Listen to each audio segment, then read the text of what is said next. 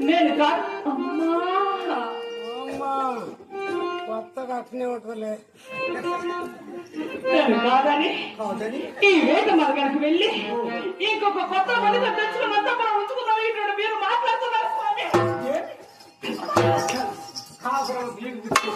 ఇది సాధ్యమేనా దాసి? వాళ్ళకన్నా ఒక్కరిని తెచ్చుకోమని రేపు ఇద్దరు ముగ్గురు తీసుకొస్తాడు. యాడ్ నామం కట్టు నువ్వు చెప్పు.